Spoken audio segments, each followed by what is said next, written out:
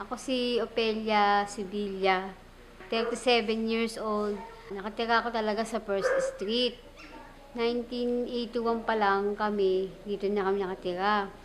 Ngayon, nung simula nung bata ako, dito na rin ako lumaki, dito na ako nakatapos ng pag-aaral. Yung nanay at tatay ko, sila yung nagbabantay ng mga musileo, kapilya, ganun. May trabaho din tatay ko. Ang balang trabaho ng tatay ko dito, yung gumagawa ng nicho, gumagawa ng kapilya. Tapos sila rin naglilinis ng alaga, yung mga walis-walis, ganyan. Tapos dito na rin ako nagkaanak. Bali po yung sa lola ko, doon po sila sa Tarlac. Bali po lumuwas lang po sila ng Maynila. May bahay po sila dyan sa Melaloma. Diyan po, tapos po yung nanay at tatay niya po, dito po sila, nandito na po sa Manila North Cemetery. Dito kami natutulog, yung electric fan namin, battery. Pag may ilaw, pwede kang sumaksak din sa kuryente. Pero talagang electric fan at battery lang gamit namin. Dito naman,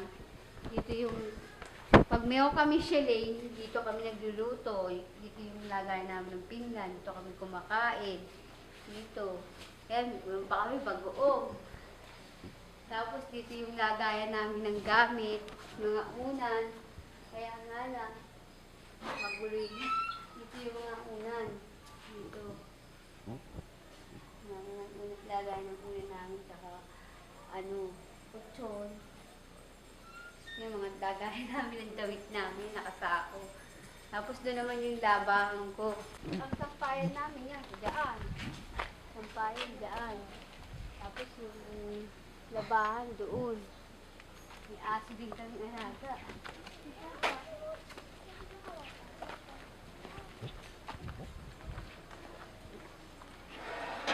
Dito kami naglalaba.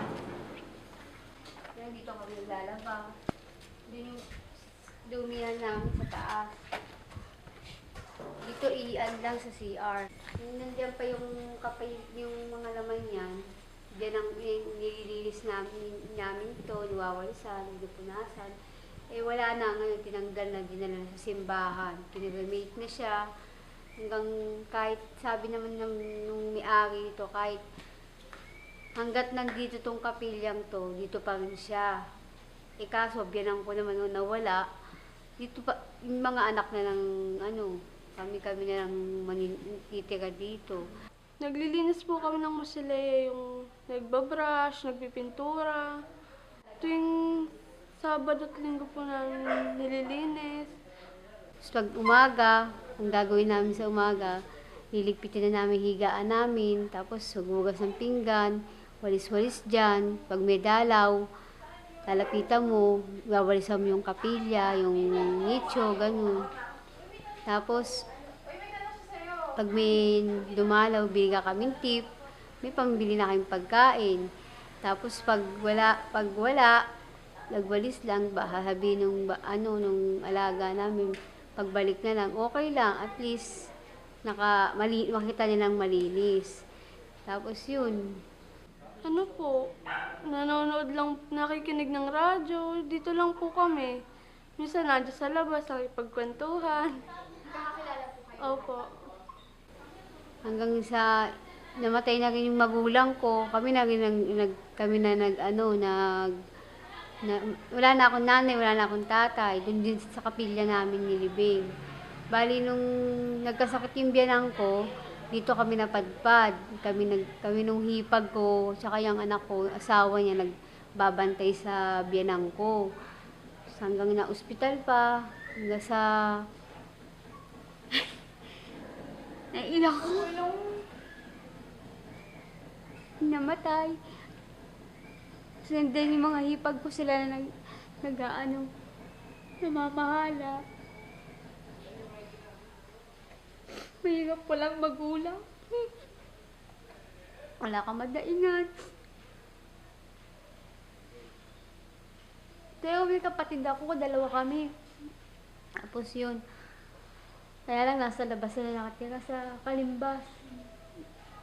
Mahirap. Hindi naman ako pwedeng umasa doon kasi may mga anak din, 6 anak. Yun.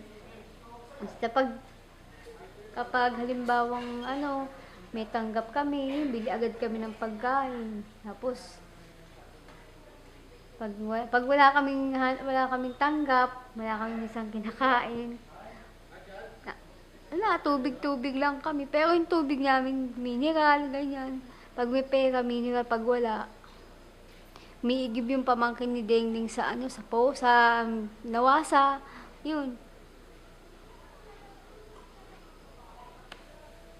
Tapos, pag halimbawang may magpapagawa ng yun, yung asawa ko rin ang gumagawa. Tapos, pag walang pambaon yung anak ko, hindi ko papapasukin kasi papasok siya, walang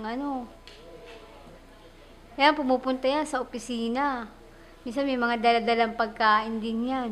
Sabi ko, malaking bag, gusto ko lang magtapos siya. Yung kapatid niya yan, hindi nakatapos siya, hanggang 2nd year lang yan. So, hindi na nagtapos. Sabi ko nga, sayang, para makarating niya rin yung gusto niya. Ito, sinasabihan ko rin, kahit makapag high school lang, makatapos na siya. Sinasabi po namin yung totoo na sa Manila North Cemetery kami nakatira. Kasi po, proud naman po kami kasi dito po kami lumaki. Hindi naman po namin kinahiya yung Manila North Cemetery kahit na